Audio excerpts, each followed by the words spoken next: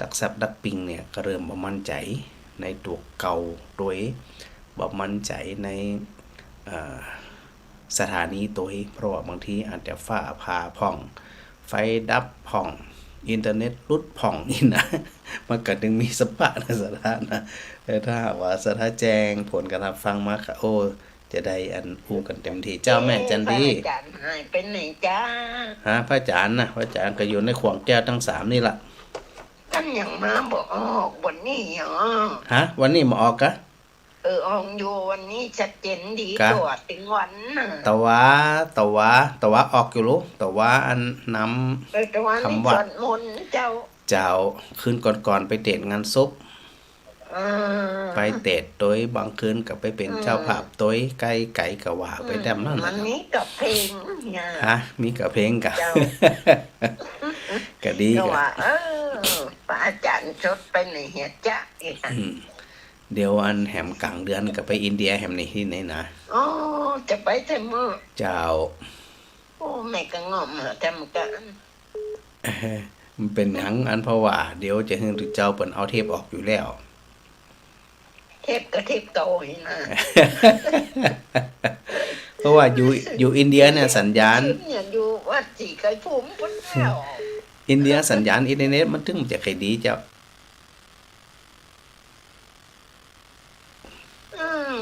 อยู่อินเดียนะบางทีก็ใครออกอากาศจากอินเดียมานั่นแหละแต่ว่าสัญญาณเน็ตมันถึงเป็นใจ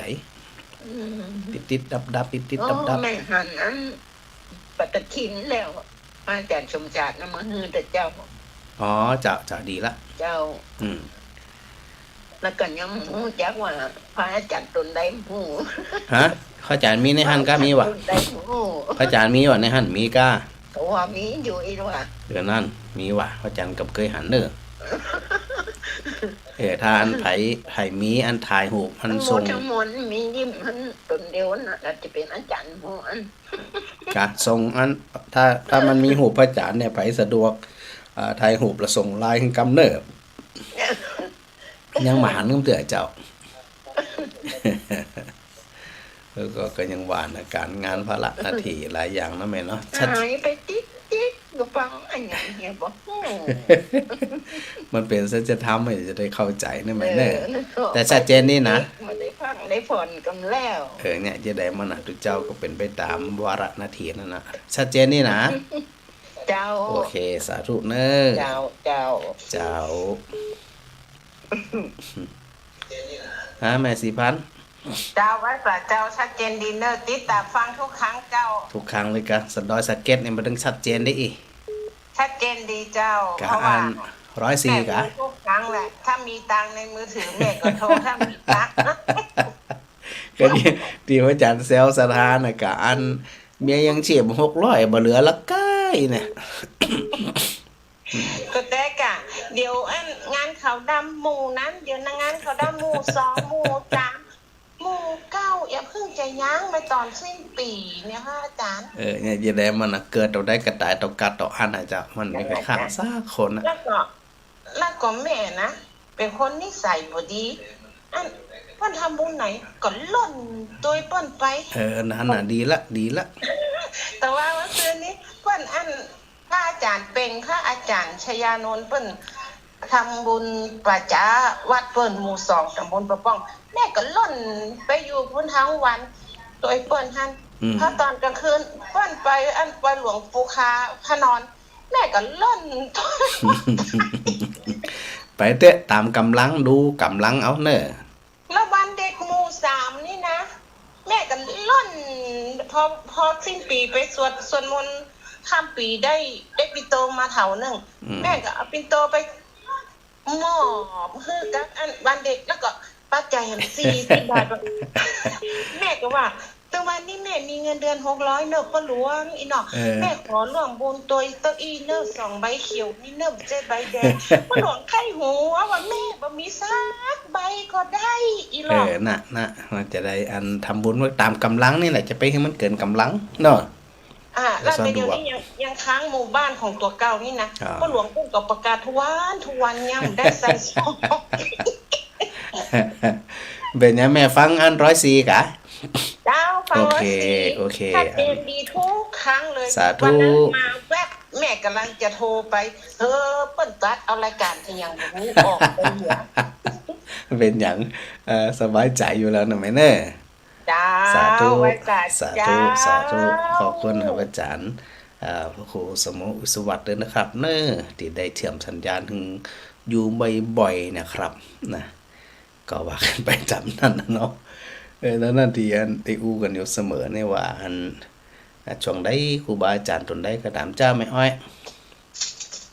นมัสการเจ้า เจ้า อันจะได้ มาว่างเนาะตรงนี้เนาะ กล่องมันยังหวานอะกะอย่างวันพรุ่งนี้ก็ไปเป็นเจ้าภาพอันคณะสงฆ์จังหวัดลำปางไปเป็นเจ้าภาพอันสวดพระพิธรรมถวายแด่พระราชจินดานายกวัดเจดีย์สาวเจ้าพรุ่งนี้นะ อ๋อ บ่ายสองเจ้า เจ้า พระจันทร์ก็ไปปุ่นบ่ายสองนี่นะพรุ่งนี้นะ ใจ อย่าง ใส่ มันจะ มันล่างเก้าอ้อยหมูนี่ไง กะล่างเลยอืม การนั่งดินแบบมันดินบ่ได้ผสมกับเตียนนี่มาเดี๋ยวนี้ผสมเพิ่มกับเตียนนี่ อ๋อเป็นอย่างเขา พระอาจารย์เอามาแล้วเอาขี้งัวมาแล้วแก็บดำมาแล้วมันมีโอกาสมันบ่ได้ผสมกับเตือ อ๋อถ้าว่างหมดได้ก็ว่ากันเถอะ เจ้าถ้าว่างๆเดี๋ยวพระอาจารย์จะโทรหาแล้วก็แป๊บไปเอา บ้านนั้นสมัยอ่ะ นะ บ้านแม่ป้อมสมัยอ่ะโอ้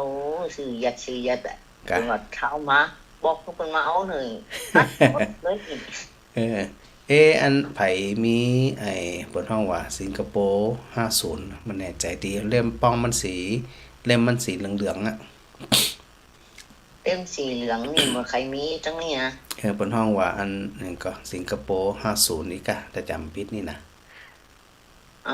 ป้องมันยาวน่ะ เจ้าของพระอาจารย์ก็มีแม่มุนม้ากะนำตีเนี่ยอเมริชาติมางามเหมือนกันนะเหมือนงานของแม่อ้อยนั่นน่ะสีดำ น่าจะมีอันนั้นบ่ได้นะ มีหยัง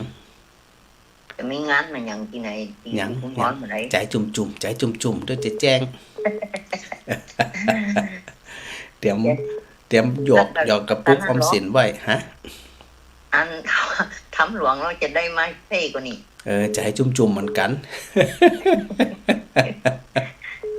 อันถ้าเพิ่นออกรายการโทรไปถามกันเนอะไม่อันมันจะได้เอารถเครื่องไป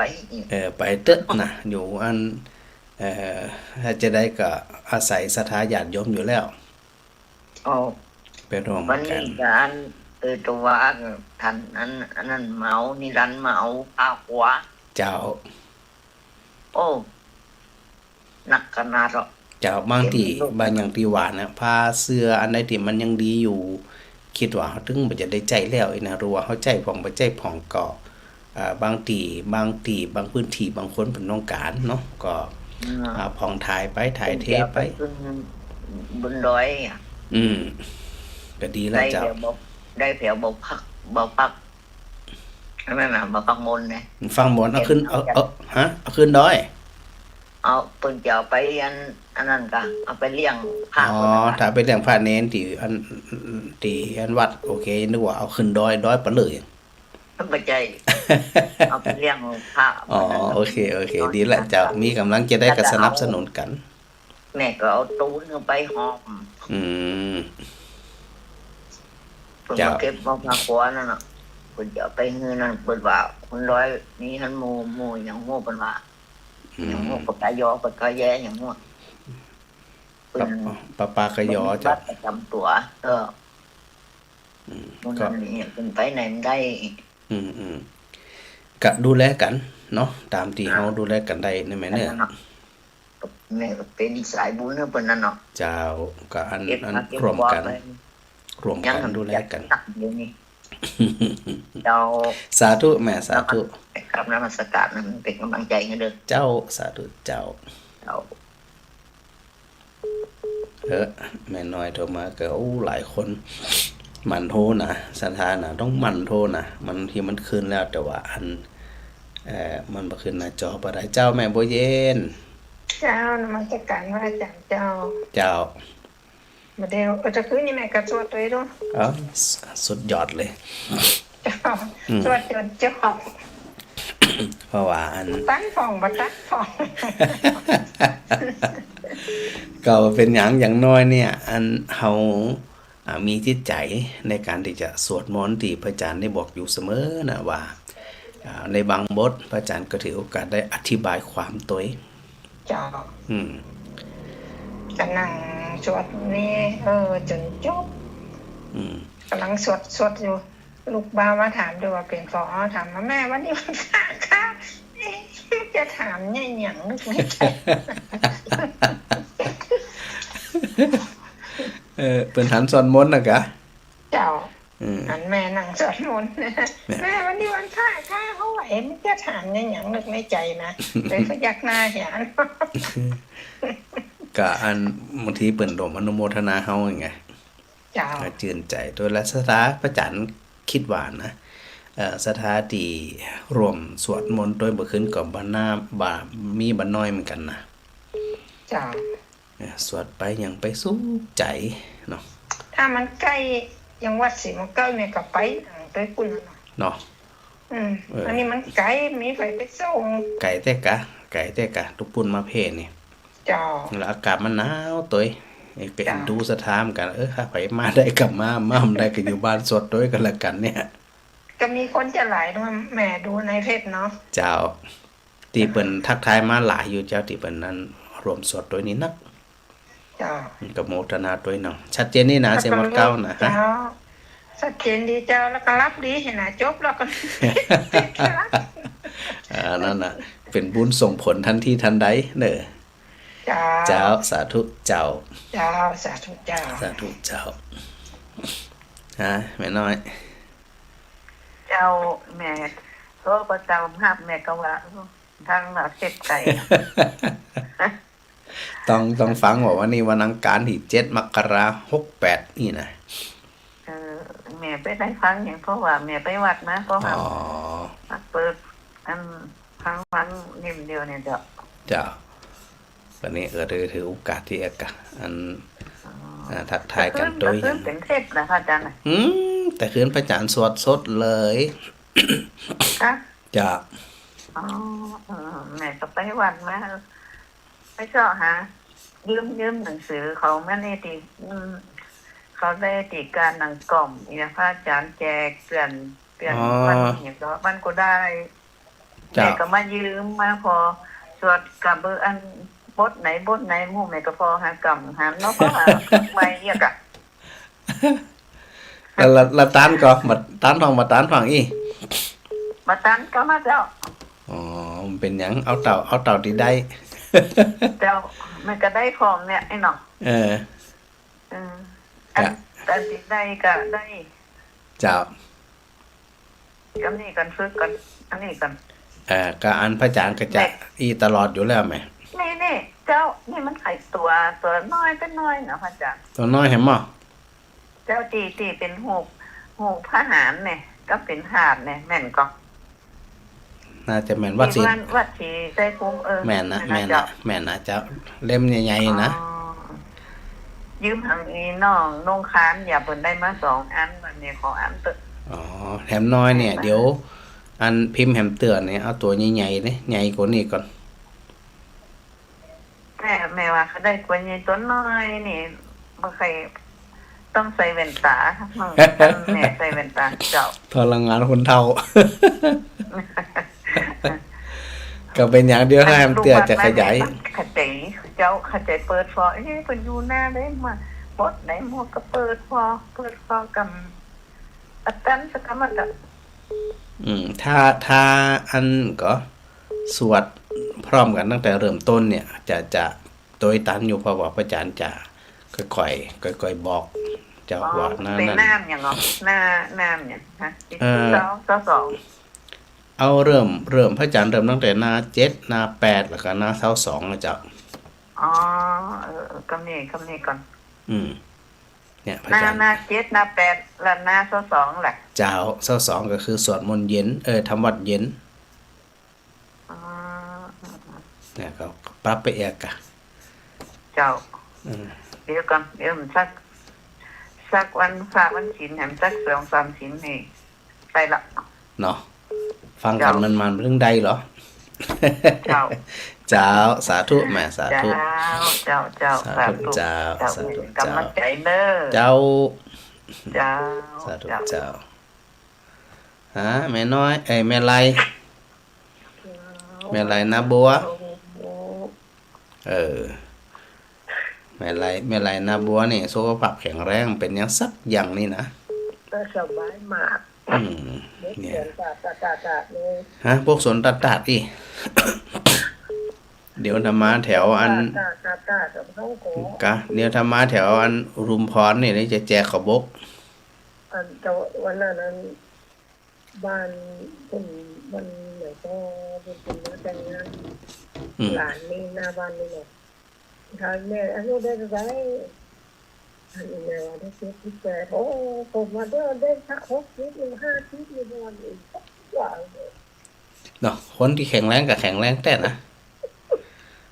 ต้องยอมรับเปิ่นแต่ที่เป็นแข็งแรงนี่นะ ก็มีโรคอย่าล้อหน้าบุ้งเลย เนี่ยคนมามีโรคภัยไข้เจ็บเนี่ย สุดยอดเลย ไม่ไปหาหมอเดี๋ยวที่บ้านเขาตีเดี๋ยวนี้ เนาะก็คือว่าสุดยอดแล้วกับเปิดห้องว่าบริหารกายบริหารจิตได้ดีเด้อนะ นะ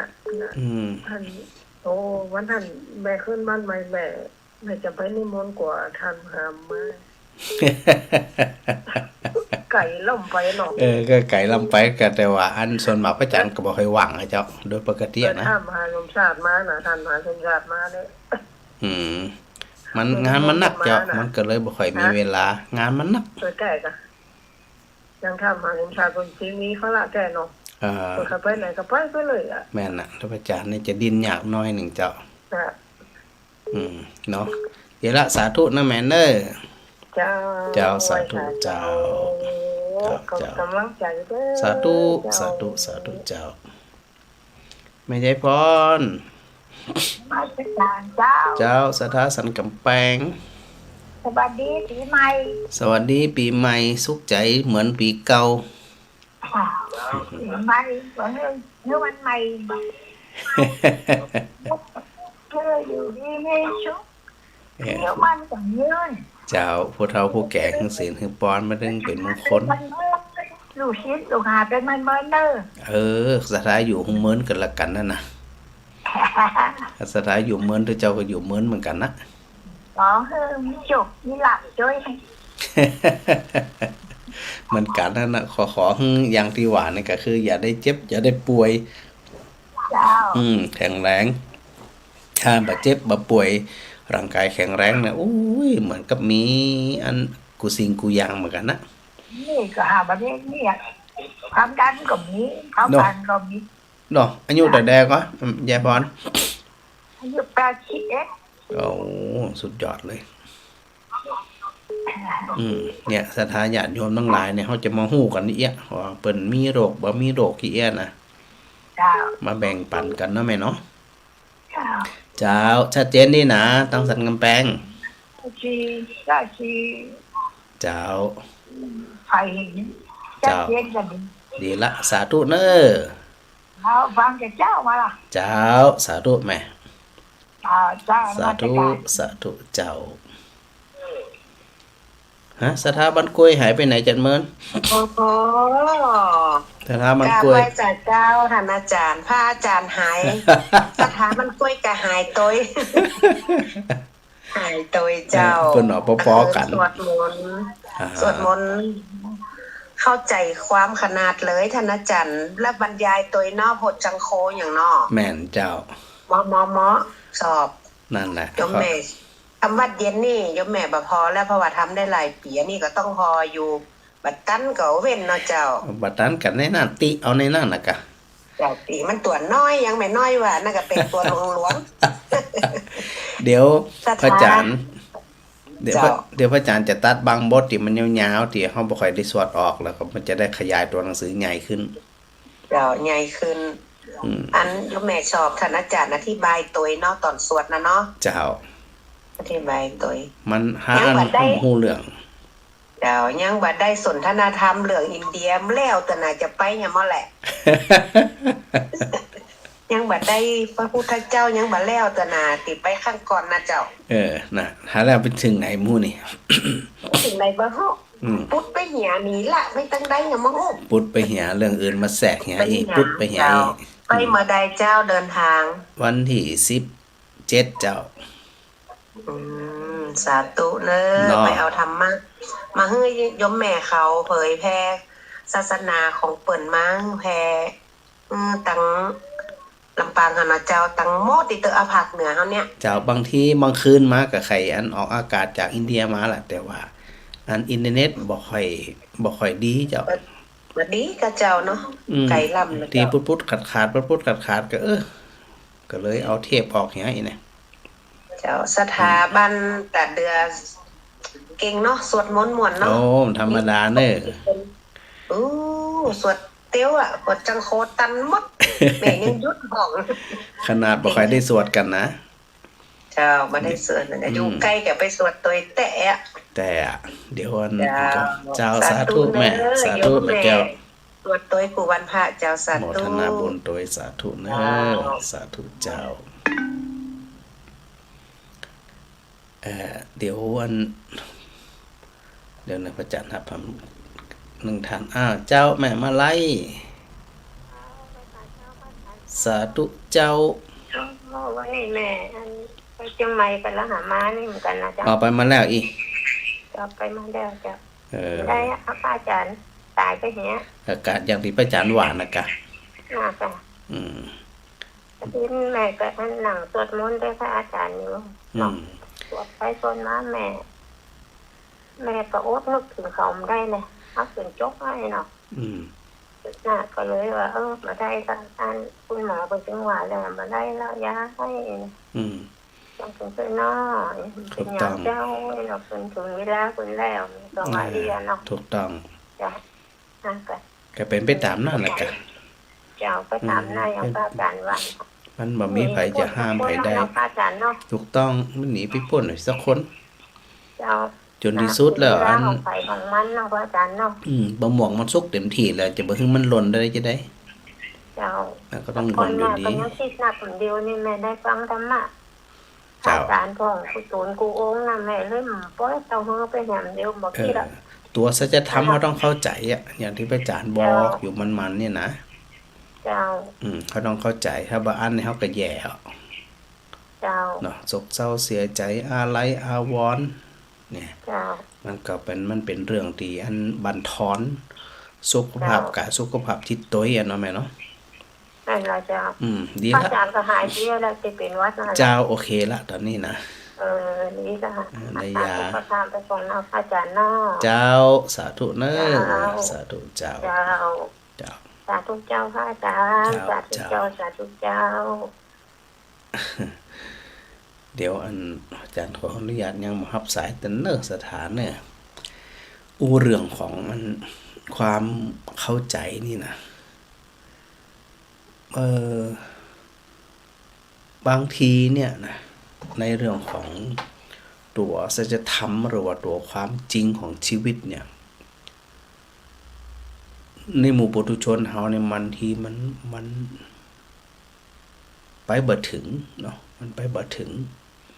แล้วก็บ่สามารถที่จะเข้าใจที่มันเป็นได้แต่บางทีบางครั้งเวลาเราฟังธรรมก็ตาม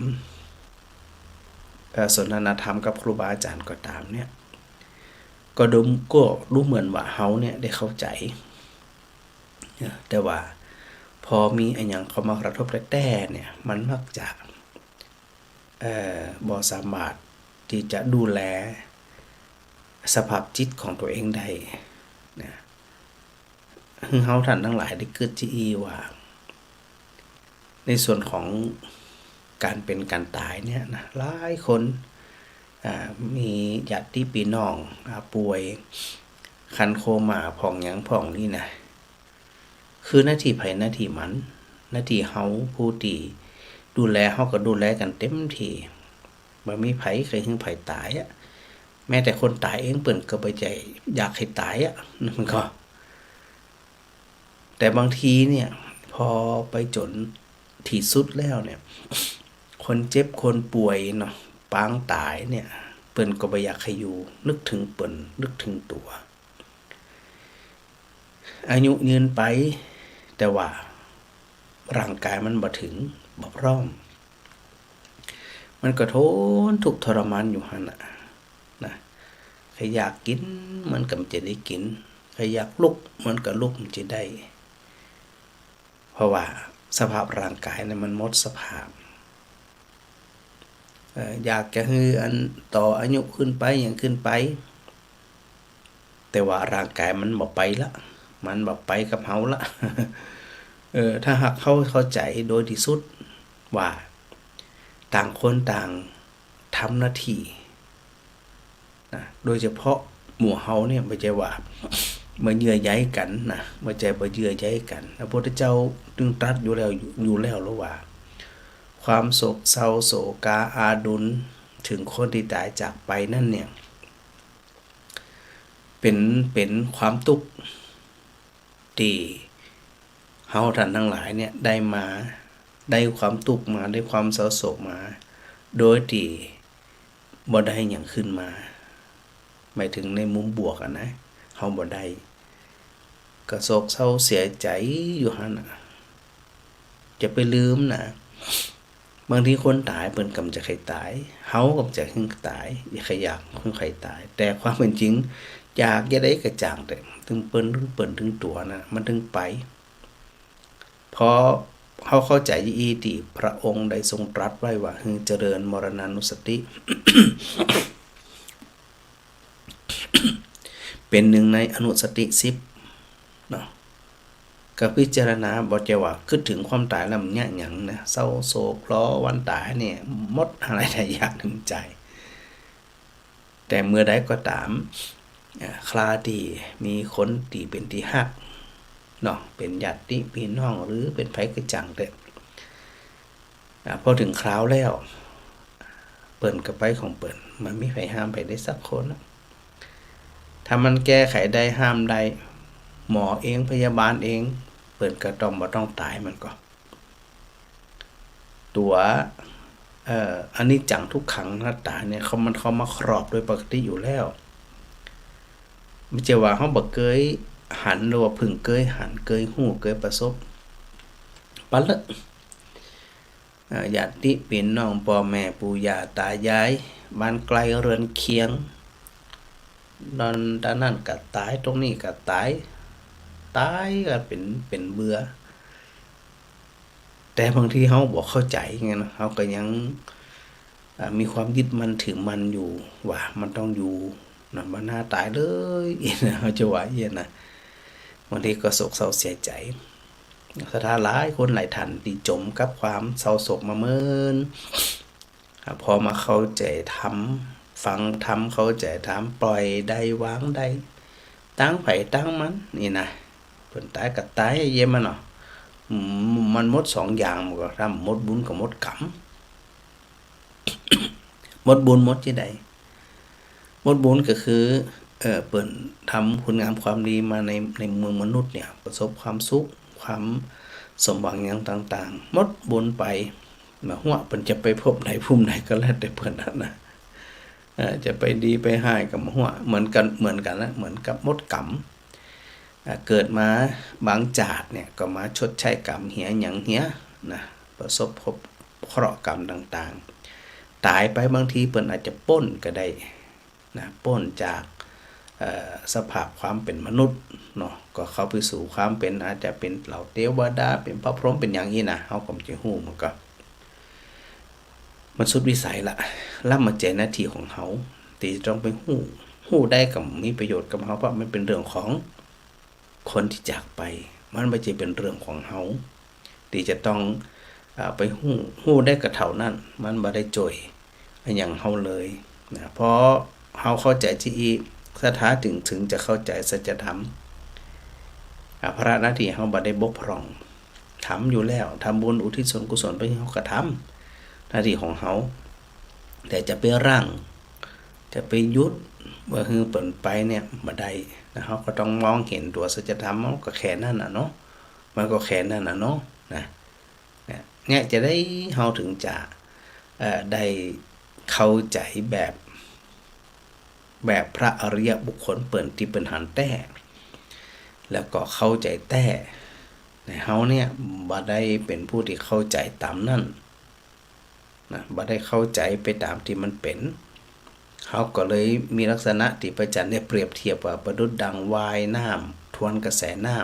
ำตุกต่อได้ตุกต่ออันน่ะเพิ่มความตุกไปแหมก็เหมือนกับเฮาวายน้ำทวนกระแสวายน้ำทวนคลื่นอีตายก็เหมือนกันนะเวลาเฮาบ่เข้าใจหลายสิ่งหลายอย่างเนี่ยเฮาก็แย่เหมือนกันนะภาระหน้าที่ดูแลร่างกายของเขาเนี่ยดูแลถาดขันของเขาเนี่ยนะมันก็เหนื่อยแล้วเนาะสตาเนาะเดี๋ยวก็กินเดี๋ยวก็ทาเดี๋ยวก็อาบเดี๋ยวก็รับเดี๋ยวก็ป่วยเดี๋ยวก็เจ็บต้องเดี๋ยวก็เจ็บเข่าเนี่ย หลายคนศรัทธาหลายคนไปอันป่าหัวเขามันดีขึ้นนะแม่สมสอนน่าจะดีขึ้นแล้วก็บัดได้ไปเยี่ยมไปเยือนเลยแล้วก็อันทักทายตามไลน์แล้วก็ฟังทุกวันเหมือนกันเนาะศรัทธาหลายคนหลายท่านนะที่อันมีสภาพเขาบอดีอย่างบอดีไปปรึกษาหมออย่างหมอกันนัดเนาะและหลายคนเนี่ยเดินเหินเนี่ยได้ดีกว่าเดิมบ่เจ็บบ่ปวดก็มีปะเลอะปะเต๋อ อันนี้เป็นห้องว่าเป็นวิธีการแก้ไขเนี่ยแก้ไขบรรเทาไปผ่องเนาะดีกว่าจะไปอดโอยเจ็บปวดไม่เมื่อยแต่ทั้งนี้ทั้งนั้นสิโปนซักคนบาดเจ็บหนึ่งก็เจ็บหนึ่งบาดเจ็บหนึ่งก็เจ็บหนึ่งลำพังเบญจขันธ์หรือขันธ์ห้าของเขาก็เหนื่อยเนาะในการดูแลรูปนี่ก็เหนื่อยละเวทนาสัญญาสังขารวิญญาณแหมนะที่พระพุทธเจ้าได้ทรงตรัสในส่วนของอย่างนะอนัตตลักษณสูตรก็ว่าตึงรูปตึงเวทนาสัญญาสังขารวิญญาณนั่นน่ะเป็นสิ่งที่บ่ใจของเฮาบ่ใจตัวตนเฮานะมันเป็นเรื่องของอันขันธ์ทั้งห้ามาประกอบกันแล้วก็เฮาเอามาทึกทักว่ามันเป็นเขามันเป็นเฮาพอมันทึกทักยึดมันเมื่อใดเมื่อนั้นน่ะความทุกข์เกิดขึ้นทันทีเหมือนกับอย่างนะเหมือนกับมีคนใดคนหนึ่งก็ตีเขาดูข่าวอย่างต่างๆเนี่ยนะคนนั้นตายคนนี้ตายจะได้กระจ่างเขาก็เฉยๆมันบ่มีบ่ให้บ่ห่มแน่นอนอ่ะก็เพราะอย่างมันบ่เกี่ยวข้องกับเฮาอาจจะได้บ่เกี่ยวข้องจิตมันบ่ไปจับบ่ไปยึดว่าคนเนี่ยเป็นญาติเป็นพี่เป็นน้องเป็นคนฮู้จักฮู้ก็ว่าเขาว่าตายฮู้แต่บ่มีความรู้สึกเศร้าโศกถึงขนาดต้องให้สะอึกสะอื้นมีเพราะมันบ่มีความยึดมั่นถือมั่นว่าเป็นญาติของเฮาเป็นคนที่เฮาสนิทสนมเมื่อจิตบ่ไปเกาะเกี่ยวบ่ไปคล้องแวะมันก็เฉยๆนะแต่เมื่อได้ก็ตามพอใจเฮาไปจิตของเฮาเนี่ยไปเกาะเกี่ยวนั่นหมายความว่าไปยึดมันถือมันว่าเป็นญาติของเฮาเป็นคนฮักของเฮาเป็นคนที่มีพระคุณของเฮาเปิ้นมีก็เปิ้นมีแต่เป็นญาติก็เป็นญาติแต่ว่าจิตมันไปยึดว่าจะต้องอยู่ยงคงกระพันมันต้องยึดพอจิตมันยึดมันต้องอยู่นี่นะแล้วมันจะไปฝืนความจริงได้อย่างมันก็ต้องไปตามความเป็นจริงของมันอยู่แล้วแต่พระอาจารย์จึงชื่นชมศรัทธาหลายๆคนเนาะที่อันมีการสูญเสียโศกเศร้าเสียใจในเบื้องต้นพอได้ฟังธรรมแล้วเข้าใจความจริงแล้ววางได้ปล่อยได้ปลงได้มันเป็นยังบางทีคนตายเขาไปเกิดสุขสบายไปเรียบร้อยแล้วนะแต่เฮาที่ผู้ที่คร่ำครวญหาเนี่ยเฮายังตุกอยู่เนี่ยมันน่าใจละอย่างพระพุทธเจ้าว่าเนาะอันถ้าไปห้องห่มให้สะอึกสะอื้นเสียใจกับคนที่ตายไปนั่นถามว่ามันฟื้นก่อถ้าฟื้นมันก็น่าให้อยู่นะมันน่าสะอึกสะอื้นคร่ำครวญที่อกชกล้มอยู่นะถ้าฟื้นนะแต่มันฟื้นอยู่แล้วมันต้องไปตามคันลองของสัตว์โลกอยู่แล้วเปิดห้องว่าเป็นเรื่องของ สังคตธรรมมันเป็นสิ่งที่อันถูกปรุงแต่งขึ้นมามันก็ไปตามนั้นน่ะในเมื่อมันเกิดขึ้นได้มันก็ดับได้บ่มีหยังที่มันเกิดขึ้นแล้วเนี่ยแต่มันบ่ดับที่มันบ่ดับเนี่ยเป็นไปบ่ได้พอศรัทธาเข้าใจที่อีแล้วเนี่ยเป็นจึงเบาลงในศรัทธานะพอเบาลงแล้วคนที่ผ่านร้อนผ่านหนาวใจชีวิตมามากๆนั่นเนี่ยเปิ้นจะบ่มีความใส่ใจในสิ่งที่ถูกใจบ่ถูกใจเดี๋ยวเฮาผ่านร้อนผ่านหนาวมีอายุ5 60 70 80 90แล้วนะผ่านมาหมดหันมาหมดละหลายๆคนเนี่ยเปิ้นพอหันประสบการณ์มีประสบการณ์หันเหตุการณ์ต่างๆสรุปแล้วมันมีอย่างสักอย่างแต่เนี่ยบางทีเฮาก็ลองไปเปรียบเทียบดูว่าคนนั้นมันทะเลาะกับคนนั้นทะเลาะกันหิมแต่สุดท้ายตายเปิ้นพร่ำเปิ้นกระต้วมตัวก็เปิ้นเนี่ยพอเข้าใจที่ถูกใจพ่องบ่ถูกใจพ่องปล่อยไปเหียเข้าใจกันพ่องผิดใจกันพ่องปล่อยไปเหียโดยที่สุดแล้วเนี่ยมันบ่มีไผจะไปรั้งไผใดที่อู้ถึงเนี่ยที่พระอาจารย์นำมาอู้วันนี้เนี่ยก็เนื่องจากว่ามีหลายคนหลายท่านนะได้ถึงโทรศัพท์มาถึงไลน์ส่วนตัวถามมาอย่างถามมาต่างๆนี่นะก็เลยปลอบใจกันเยอะนะสถาว่านึกถึงคำสอนของพระพุทธองค์ว่าโดยที่สุดแล้วมันมีหยังจะไปทึกทักนะจะไปทึกทักเราจะไปยึดมันถือมันจนเกินไปอันเนี่ยเขาจะตกไปจนตายย่ำปอที่นะจาดนี่ปอแต่บางทีมันตกไปจาดนาแหมเพราะจิตมันไปจับมันไปเกาะเกี่ยวอยู่แหมเมินมันขาดทุนสถานมันขาดทุนเขาก็ทำไปทำหน้าที่ไปนี่ไอ้หยังจะดูแลช่วยเหลือกันไปก็ช่วยกันไปเนี่ยเต็มกำลังของเขาทั้งหลายเนี่ยหรือชีวิตของเขามันก็แค่นี้จริงแต่นะสถานมันมีอย่างที่จะไปอันนาอภิรมเลยที่พระอาจารย์เคยบอกสถาอยู่บ่อยๆว่าช่วงก่อนเขาจะนอนเนี่ยนะทุกอย่างมันเงียบสงัดนะมันเงียบพอมันเงียบแล้วในช่วงหนึ่งบางช่วงเนี่ยเขาจะมีความคิดนะมีสติมีความรึกถึงว่าขณะนี้เนี่ยมันวิเวกมันเงียบสงัดเลยพอมันเงียบสงัดบางทีเนี่ยมันจะไปอันใส่ใจสังเกตความรู้สึกตัวเก่าโอ้มนุษย์ของเขาเนี่ยมันตื่นรับตื่นเนี่ยไม่ว่ากี่คำกี่คืนก็แล้วแต่สุดท้ายมันก็วนอยู่อย่างเก่านะมามัวหลับกับตื่นอย่างเงี้ยนะแต่พอเขานึกถึงได้ว่าเวลาเขารับเนี่ยมันเป็นเช่นใดเวลาเขาตื่นแล้วเป็นเช่นใดเพราะในคราวที่เขาตื่นสภาพจิตของเขาเนี่ยมีความสับสนวุ่นวายจะได้ผ่องหรือว่าในคราวที่เขาตื่นเขามีสติสัมปชัญญะอยู่กับเรื่องราวที่เขากำลังทำอยู่ขณะนั้นเฉพาะเจาะจงมันก็จะยังมีพลังมีกำลังในการที่จะทำสิ่งนั้นทั้งหลายเนี่ยโดยที่บ่ฮึ่งสิ่งอื่นเนี่ยมารบกวนจิตใจเนี่ยฮึ่งบ่มีความตั้งมั่นนะพอบ่มีความตั้งมั่นบ่มีความมั่นคงแล้วเนี่ยจิตมันก็หวาดหวั่นเนาะพอมันหวาดหวั่นที่โดยเกิดอูกับศรัทธาญาติโยมทั้งหลายว่า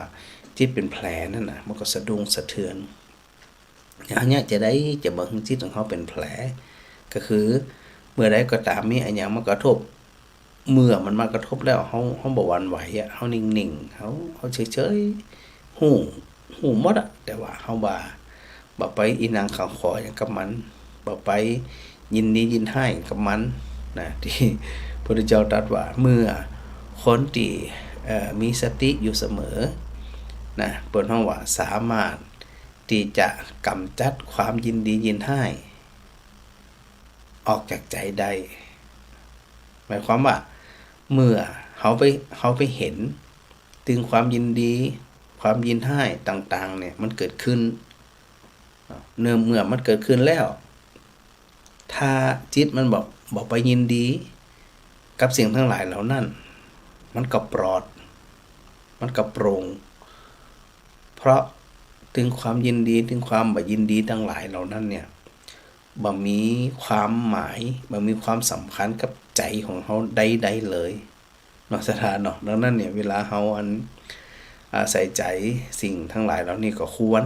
รที่จะปรับใจของเฮาอยู่มันโดยทั่วไปก็จะมีหยังเนาะโดยทั่วไปมันจะมีหยังแล้วก็มุ่งตรงศึกษาใส่ใจ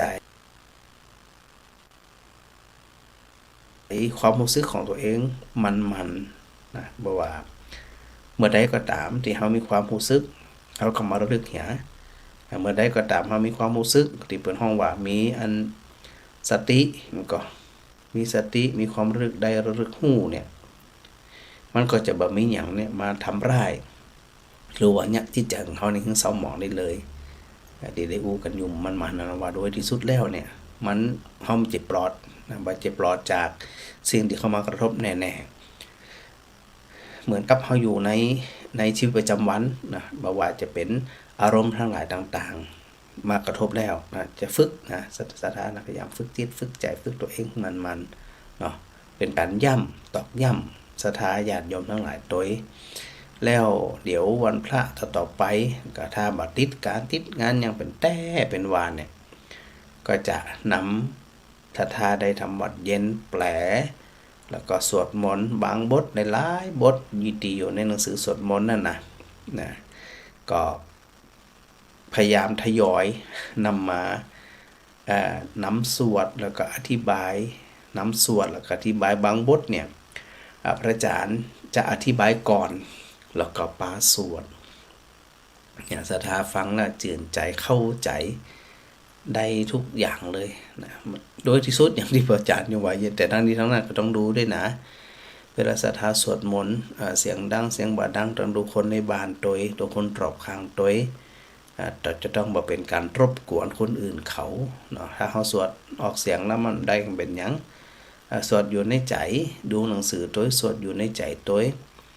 เนาะตั้งอกตั้งใจของเฮาเพราะว่าผู้ปฏิบัติธรรมนั่นเนี่ยย่อมบ่สร้างความรำคาญใจกับคนอื่นทั้งโดยตรงและทางอ้อมเอาก็ปรับเอามาเจ้าเปิดจมสวดมนต์ลั่นบ้านเปิดกำลังหลับกำลังนอนกันนี่นะ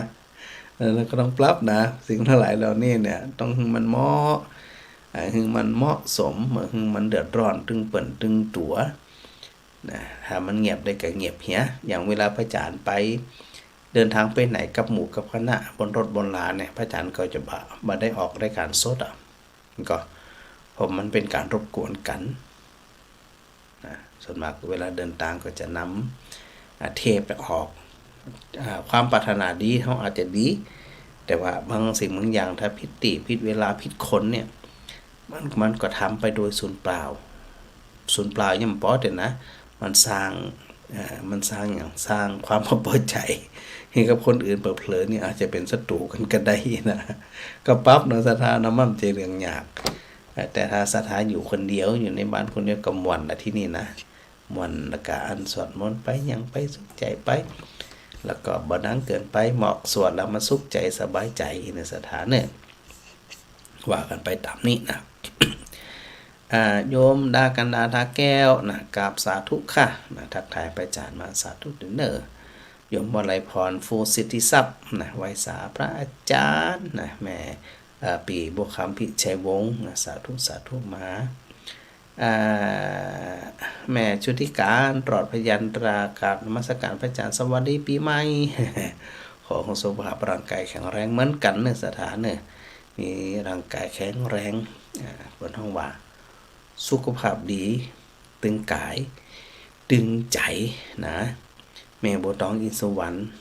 น้อมกราบพระอาจารย์ทาง Facebook ชัดเจนดีเนี่ยแม่บัวตองเปิดฟังจากพะเยาเนี่ยถึงวันอันนี้ถือเป็นแฟนพันธุ์แท้เหมือนกันนะ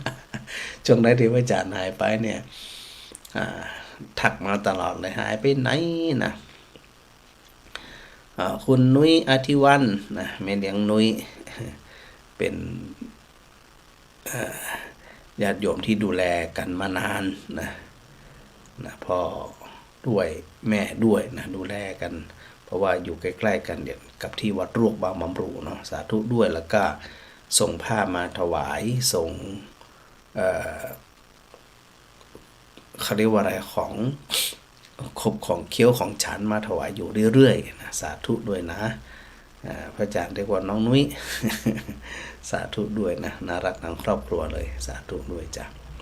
แม่สมสอนสาธุเจ้าพระอาจารย์ฟังอยู่ฟังอยู่เนิ่นนี่ถามถึงตะกี้นี่นะทักทายตึ้งวันนะแม่สมสอนสุขภาพกายน่าจะแข็งแรงดีละก้าแต่อย่าลืมนะสุขภาพจิตต้องแกร่งอยู่เสมอ ไม่สนใจสักอย่างนะเนาะแข็งแรงสุขใจสบายใจนะแม่กาบสีขันแก้วนะกราบสาธุพระอาจารย์มาแม่บัวท้องท่าแก้วนี่ตะคืนก็มาสวดมนต์ด้วยกันนะสาธุด้วยเนอร์นุ้ยRT1ท่านจัดกรุ๊ปไปอินเดียหรือครับ ไม่ได้จัดนุ้ยไปกับลูกศิษย์นี่แหละเนื่องจากว่าลูกศิษย์ลูกหาทางชมรมพุทธศาสตร์การไฟฟ้าส่วนภูมิภาคที่บางเขตสำนักงานใหญ่ก็ส่วนมากก็จะเป็นมีอดีตผู้ว่าเนาะอดีตผู้ว่าการท่านรองหลายๆท่านแล้วก็ทางผู้บริหารเจ้าหน้าที่ปัจจุบันเนี่ยก็อยากจะไปไหว้พระที่อินเดียซึ่งแต่ละครั้งไปเนี่ยพระอาจารย์ก็จะนำเรื่องราวต่างๆที่เกี่ยวกับพุทธประวัติด้วยเกี่ยวกับหลักธรรมเกี่ยวกับเหตุการณ์บ้านเมืองเหตุการณ์พระศาสนาทั้งในสมัยพุทธกาลหลังพุทธกาลมาจนถึงปัจจุบันนี้เนี่ยนะก็บางทีนำพาญาติโยมได้นำประพฤติปฏิบัติด้วยและสวดมนต์ในบทที่พระพุทธเจ้าได้ทรงแสดงณสถานที่นั้นๆด้วยไม่ได้จัดจ้ะแต่ว่าไปทำหน้าที่เขาเรียกว่าเป็นศาสนกิจเนาะเป็นกิจที่จะต้องไปทำหน้าที่อธิบายความให้พวกเราชาวพุทธที่มีกำลังของศรัทธาโยมชมรมพุทธศาสตร์การไฟฟ้าส่วนภูมิภาคนั้นถือว่าเอาจริงเอาจังในเรื่องของการฟังธรรมในเรื่องของการปฏิบัติธรรมเขาก็เน้นไปในลักษณะอย่างเงี้ยนะก็เป็นลักษณะที่เป็นสาระธรรมด้วยอะไรที่มันไม่ใช่สาระธรรมเขาก็ไม่ค่อยจะใส่ใจเท่าไหร่แต่ว่าอะไรที่มันเป็นสาระธรรมมุ่งตรง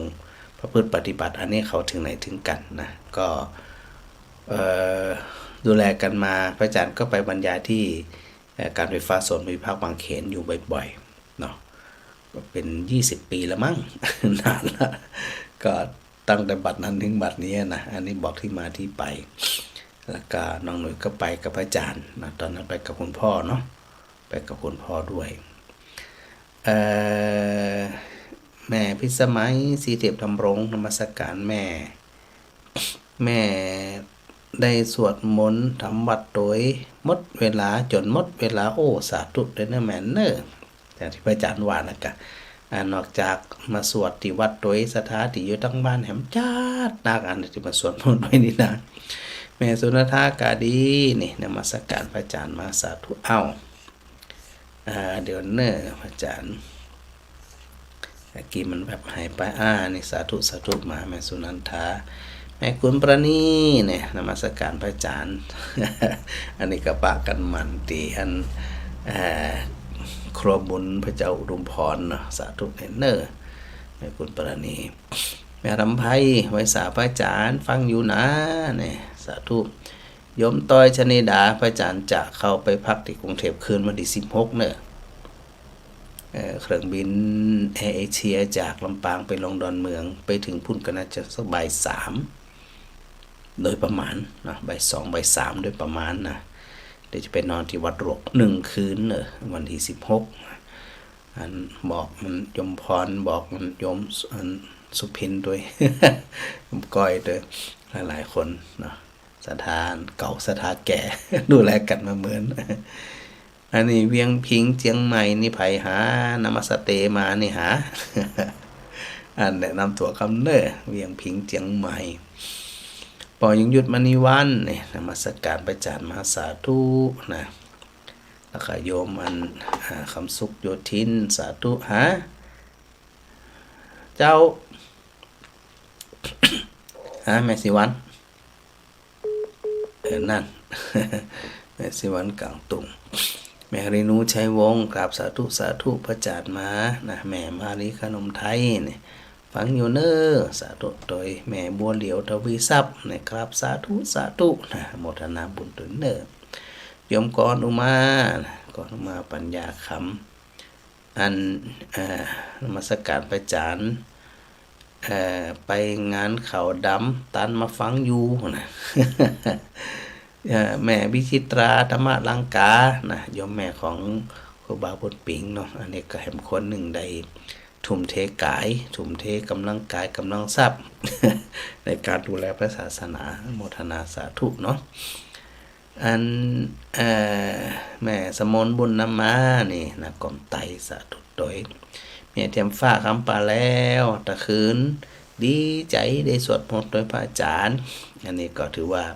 ตั้งอกตั้งใจนะโยมเตรียมฟ้านี่นะก็ดีละมีอันอย่างบทสวดได้ที่บ่เข้าใจก็สามารถไล่ถามพระอาจารย์ได้เนอะใครที่บ่เข้าใจยังจะได้นี่นะยินดีเนาะแล้วก็อันปอสมนึกปักสิงนะ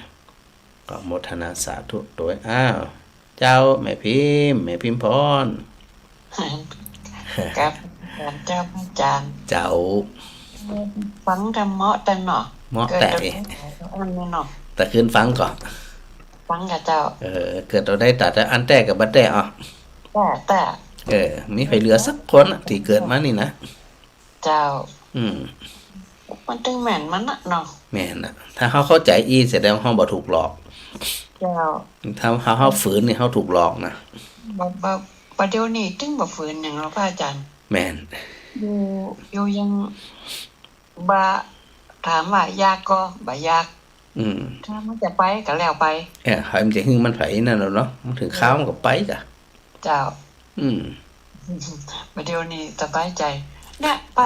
เอากำเนี่ยว่าก็ตัวได้ตายตัวอันเนี่ยเจ้า ไม่ไปเหลือ พระอาจารย์ไม่ไปเหลือสักคนนะแม่เนาะเจ้าสาธุแม่พิมพ์สาธุเจ้าก็อัน1 ชั่วโมงผ่านไปนะสถานนะเดี๋ยวชั่วโมงหลังแบ่งเวลาพระอาจารย์ทำงานอย่างอื่นผ่องนะมีงานของพระนิสิตเวียนนิพนธ์การวิจัยโดยก็ต้องเข้าไปดูเนาะมันหลายเรื่องหลายแล้วก็ออกข้อสอบโดยเตรียมสอนโดยนะมันเป็นด้านเอกสารงานบริหารโดยนะบ่ว่าจะเป็นเรื่องก่อสร้างบ่ว่าจะเป็นเรื่องระเบียบอย่างต่างๆเนี่ยเขาก็จะต้องไปเข้าไปดูโดยนักสถานเนาะเนื่องจากว่ามันมีความรับผิดชอบหลายด้านก็ต้องปรับไปก็เดี๋ยววัดอุรุมพรเดี๋ยวก็จะมีการเทปื้นแถม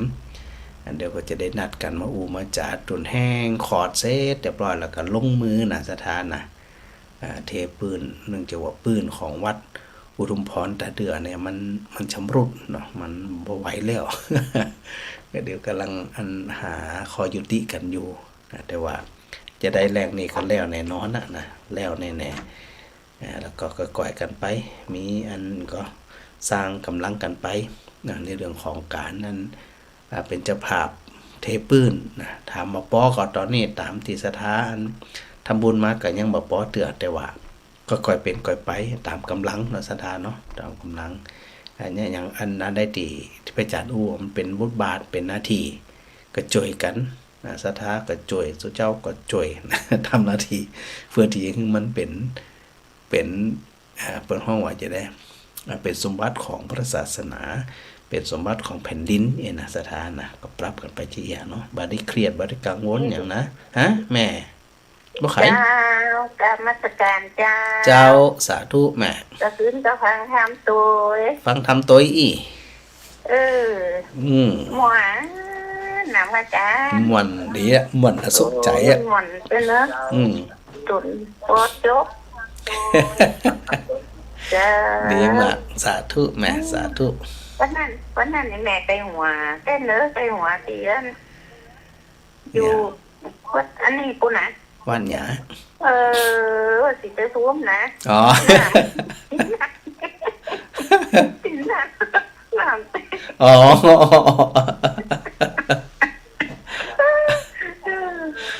อะไรหัวขยุดไหลไปเนี่ยก็ห้องเศร้า หวนเดิมหวนไอ้หัวไอ้หัววันนั้นนะ นี่แหละอันจะได้บรรทุกประสงค์แม่เนอะ จ้า เจ้าสาธุเจ้าสาธุเจ้าฮะโยมก่อนหนูมา โอ้นมัสการเจ้าพระอาจารย์ เจ้า กี่ยมไปงานมาทันพันครูกับม้านะ ว่าเขตหนึ่งกะ เจ้าเทนึงเจ้าบ้านข้างบ้านโยมเนี่ย อ๋อ แม่พอดีแม่วันหีบมาโยมก็เลยกลับเนี่ยก่อนกลับมาก่อนเนี่ยกลับมาเลยกลับส่วนเซตก็เลยกลับบ้านมานะครับพอดีฟังพระอาจารย์ฮะ ยันตันได้ฟังอยู่ก้า อันตั้งนิดเดียวเองพระอาจารย์จะจบแล้วเนี่ย เป็นยังไปรีรันเอา ดูร้านนะเจ้าอันพระอาจารย์อันข้อความเนี่ยอาจารย์เนาะไม่เซเนี่ยกี่วันได้ฟังพระอาจารย์เต็มสักน้อยเป็นผู้เรื่องอย่างกันว่าไม่พิมพ์ผู้ฟังพิมพ์ผู้เนี่ยเสียดายขนาดเลยมันเป็นยังต้องไปฟังย้อนมันผูกวันนั้นมีเวลาฟังนะได้ฟังย้อนมันผูกก็ได้มันได้ก็ได้เนี่ยพระอาจารย์รู้แล้วสุขภาพนะจ๊ะเนอะ เจ้ามันจะไปอินเดียอีกกะเจ้าวันที่17 เดือนต่างเจ้า17 ถึง 24โอ้เดินทางอีกแล้วอินเดียอีกแล้วซื้อขนมมาฝากด้วยนะคะเจ้าซื้อขนมอินเดียจังเลยสาธุหัวเราะตลอดเลยค่ะสาธุค่ะ เจ้าสาธุเจ้าสาธุค่ะขอโมทนาสถาญาติโยมทุกท่านเนอะที่ได้ติดตามกันเดี๋ยวอันเนี่ยมาละแม่บัวสันสายใครใจจ้าพระอาจารย์เจ้าพระอาจารย์จะไปเมืองนอกกะไปเมืองนอกเมืองนาเนี่ยกะพระอาจารย์อายุได้แต่ใดล่ะบัดเดี๋ยวนี้โอ้พระอาจารย์นี่ยังมาถึง100 เดือนเดี๋ยวแม่นั่งนี่คนเดียวนั่งใส่กระดุมเสื้อเปิดไปเห็นหมดบนไปแล้วเปิดให้สบายแบบมีล่างนะพระอาจารย์ไปหู้จะได้มันไปล่ะตุกกะเก่าก็มีหลวงให้ไปหู้จะได้หรอไปหู้ใหญ่เฮาเนี่ยแจ้งมาก็จะกินข้าวเจ้าถ้าตอนก็กินข้าวตอน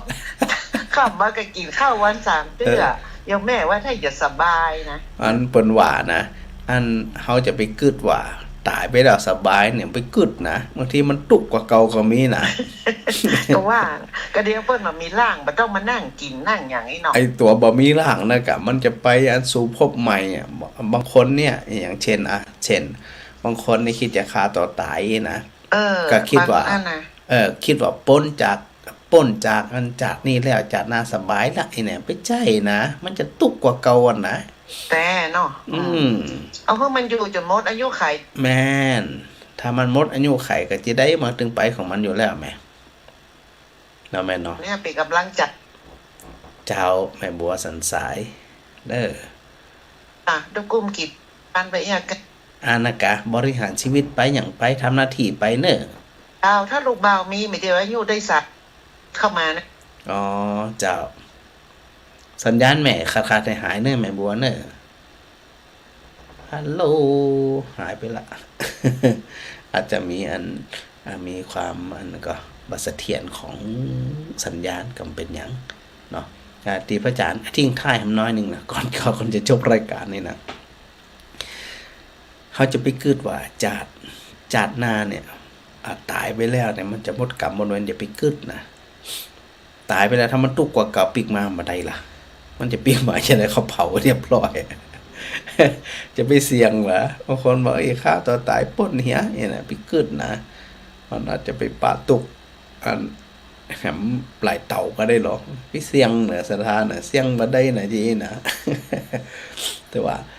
มีปัญหาไปกับแก้ไปได้ผ่องมันได้ผ่องจังหัวมันยังคิดมันอย่างหลายนะแม่สุแก้วเนาะเจ้าอย่างเดียว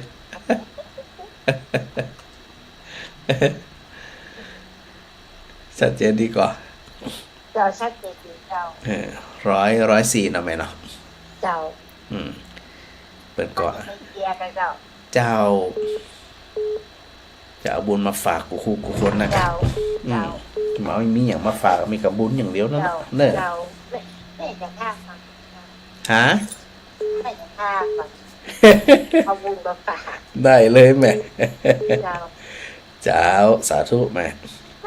มาตั้งเชียงใหม่นะแหวนปูนเดินเนอวันนั้นกลับไปแต่บ่ได้แหวะแม่แล้วท่านยังมาแหวะมันมันหิบไปหิบมาไปการไปภาระนั่นเป็นจะไปงานส่วนตัวเนาะ เดี๋ยวมีโอกาสถึงแม่นะเจียเด้อนะ เจ้า เจ้าสาธุแม่ เจ้า เจ้า มันก็ได้ เจ้าฮะฮัลโหล มาสการเจ้าอาจารย์เจ้า อันนี้แม่หยังหา แม่อย่างนะแม่สิพันธ์สังสารนะโจ้เจ้า แม่ก็แม่ แม่สิพันธ์เจ้าสังสารนะโจ้ อ๋อแม่สุพรรณอันโท สิพันธ์ สีพันธุ์กะ เจ้า โทรมาครั้งแรกกะ สันที่ ฮะ โอ้ยฟันม่วนแต่แต่ละคนมันไม่ใครรับเนาะ แม่สิพันธุ์อยู่สันซ้ายแล้วแม่แหละ จะอยู่สันสารนะโจ้เจ้า อ๋อสันซ้ายแม่โจ ตำบลหนองหานอำเภอสันทราย อันนี้โทรมาครั้งแรกกะ เข้าบ่อยๆแล้ว กะอันเบ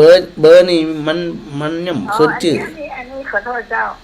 เจ้าแม่เปลี่ยนเบอร์ใหม่ ว่าแล้วน่าจะแม่ยังก็ได้ พระอาจารย์กับอัน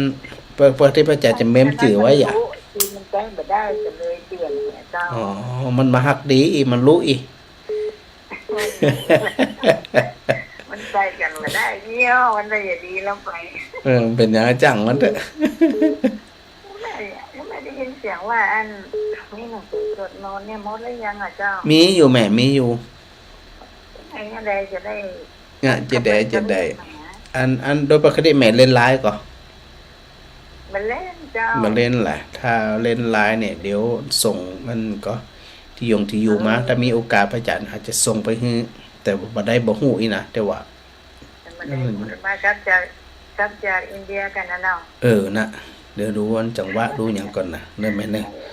เพราะมันอู้กันก็แม่ใช้ได้ใครหันว่าเอาไว้เป็นสวดมนต์นั่นอยู่คนเดียวมันเหงาเลย เจ้าสถาสวดด้วยหลายคนเจ้า เหงา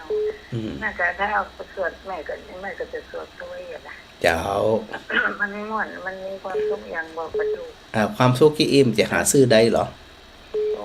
หาไหนก็ได้ ไปหาซื้อการจะมีขาย จะหาได้ง่ายเอาซ่อมไปจ้างก็เอามาได้อ่ะ แม่นชอบบะจ่างชอบบ่เป็นไม่ได้อย่าง คนที่เข้าใจง่ายก็น้องแควนน้อยหน่อยก็มีความสุขความสบายใจ แม่นโดยที่สุดที่พระอาจารย์ว่าอยู่ อาจารย์กันนะ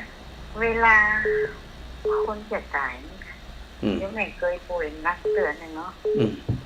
นักใช่ที่ว่าจะไปแล้วนะแกบอกไปสักกรรมมันเบอเอาอย่างสักอย่างบ่ห่วงเหมือนลูกไปเต้าบ่ไผ่สักคนน่ะเนาะบอกอะไรอย่าไปสักคนอ่ะไปเลยแต่เรากลับมาอยู่นะแต่บอกก็ไม่ได้จ่ายนะเจ้าคือในภาวะโดยที่สุดอ่ะเนาะมันว่างแล้วเนี่ย เจ้า แล้วเขาว่าอ๋อเตือนลูกคนนึงค่ะเจ้าคงแค่เสียงนักที่มันจะมาอะไรอะค่ะเลยนะคือมันแบบกึดอย่างแล้วมันกึดมาได้เลยเจ้ามันจะเอาตัวรอดอย่างเดียวนั่นน่ะมันแบบมีสมองที่ไหนจะมันเกิดแล้วเนาะแม่นถ้าบักกึดที่เนี่ยมันก็ขอถามได้ว่า ตอนที่เอาป่วยนักเนี่ยเพิ่นว่าโยมพบาลนี่เพิ่นมา2 คนนะแม่เพิ่นจะเอาเพิ่นว่าจะเอาไปละจับปัสกุลนี่ว่ะตอนนี้แม่ป่วยนั่งนั่นนะจับแม่กลัวจนเงินของมันสบายนั่งเองเอาไปนอนมาห่มแต่ยังแม่บาบาตอบอย่างก็อย่างนะแล้วเพิ่นก็ว่าจับปัสกุลแล้วถ้ายังแม่ก็รับไปเลยอ่ะมันเป็นได้บ้างไหมก็ยังที่ว่าเนี่ยบางที่เขาบอกถึงเขาตายจะได้กระตุ้มจะตายแม่ก็ใช่แต่มันยังแบบเวลามันยังแบบสิ้นสุดเตือแล้วมันต้องฝันตัวเก่าตายง่ายมากเลยไปชอบตัวเก่าก็มีว่ะแต่ถ้าเขาระลึกถึงแล้วเขาบวัดวันเนี่ยเขาระลึกถึงความตายเขากับบกลัวแล้วพอถึงเข้าตายมาถึงแต่เขากับบสะทกสะท้านอะไรเจ้ามันคือมันมีความกลัวแล้วอ่ะมันมีความกลัวบัดต้องการอย่างสักอย่างเลยอ่ะปล่อยได้ปงได้วางได้สวะหมดอันนั้นแม่เนาะมันมีห่วงหาอะไรอวรอย่างเนาะบ่ห่วงอย่างสักอย่างเลยแม่นอนแม่สบายแม่นอนอย่างสมมตินอนวันนี้เนี่ยไปตื่นเอาวันพวกคุณน่ะ รับไปเลยอ่ะอืมเขาวันที่อย่างนี้วันนี้เขารับวันที่อย่างนี้ก็ดีละอันถ้าปอบอันปล่อยจิตปล่อยใจปล่อยอันตามนี่มันเป็นเข้าใจที่มันเป็นนั่นนะมันจะได้ไม่มีห่วงหาเหมือนเขาเป็นมัดแต่งอย่างที่เป็นจะเอาตัวลงไปอ่ะวันไม่เป็นโลอีว่าดีละถ้าจะได้ก็บวชวันก็ดีแล้วในแม่เนอร์แหมอัน4,000เนอร์สาธุเจ้าฝันใจมั่นใจเจ้ามันการนั้นว่าทุกคนมันต้องกดใจเนาะแม่นปั๊บไปตามนั่นมันมีจิตวิญญาณอยู่มันก็ควรกดใจนะคะเจ้าดีละสาธุนะแม่เนอร์สาธุเจ้าสาธุเจ้าถ้าลูกวิญญาณมาขอเอาแม่ขอปูจามาหนังสือได้เดี๋ยวกลับมาก็ว่ากันนะแม่เนอร์เจ้าแม่จะได้บอกบ้านเลขที่อย่างได้เลยเจ้าสาธุขอไปก็มีความสุขนะเจ้าสาธุเจ้าทุกทีจะไว้ใจแม่เอาธรรมะมาฝากประทานนักๆเนาะเจ้าสาธุขอแม่ได้สุขเป็นโนเนอร์แม่มาเลยโทรมาบริหับโทรมาใหม่แม่อุไรวันธรรมธิกุลนะนมัสการพระอาจารย์มาแม่อันอรพินใจแก้วเนี่ยรักทายพระอาจารย์มาโยมธัญทิพย์ดาวเรืองเนี่ยสาธุเจ้าแล้วก็โยมต้อยชนิดารับทราบเจ้าค่ะเนี่ยปะข่าววันที่16เนอะพอดีจะไปวันที่17กับกลัวบัตรตันเดี๋ยวบัตรตันเครื่องเดี๋ยวจะไปอินเดียเจ้าซึ่งจะต้องไปขึ้นเชียงใหม่แต่ว่าถ้าไปวันที่16เนี่ยมันยังจะบ่เสี่ยงนี่เนี่ยเนาะเพราะว่ามันเป็นนอนกรุงเทพคืนหนึ่งถ้าอยู่กรุงเทพไปสนามบินสุวรรณภูมิมันก็บ่ต้องเสี่ยงละนะออกจากมันวัด6 โมงก็ไปถึงปุ่นประมาณ8 โมงถึงอยู่แล้วเป็น7 โมงปลายแต่ถ้าบินจากเชียงใหม่มันเกิดเครื่องดีเลย์อย่างจะมีปัญหาเนี่ยเนาะเจ้าแม่มาลีฮัลโหลเจ้าแก้วน้ำมันตะกี้เจ้าอาจารย์เจ้างั้นยกแม่โทรไปจัดหลายเตียแล้วนั้นมาคืนดีอาจารย์แล้วเจ้ามันคืนอยู่มันสายมันซ่อนแม่อันที่มันนั่นสายมันซ่อนขึ้นอยู่แต่ถ้ามันบาดติดนี่ก็คือแสดงว่ามันนั่นมันเดี๋ยวก็ไปตรงไหนเหี้ยฮัลโหลฮะไม่งั้นน่ะแม่มาลิเจ้ามันชอบยกแม่ลูกบ่รู้อย่างอาจารย์อยากไป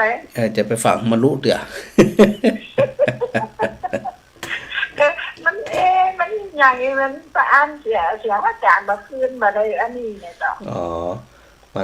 มันเป็นธรรมชาติจะไปคืนอย่างมันนักโยมแม่โทรจ้าก็ว่าในโทรศัพท์ของโยมแม่โยมเทียบอันโยมกรอุมาน่ะเดี๋ยวนี้ฮะจ้าก็อ่านเป็นยุดไปแล้วตะกี้แล้วเหรอจ้าอาจารย์จบเลยบ่ใจว่าอันหมายถึงว่ากับโยมควันอุมาตะกี้แล้วเหรอจ้าเดี๋ยวนี้ในโทรศัพท์ของโยมแม่โยมกรอุมาหั่นน่ะเจ้าอยู่ดีนั่นเด้อมันดีเลยกะมันดีเลยก็จะได้เลยนะเพราะว่า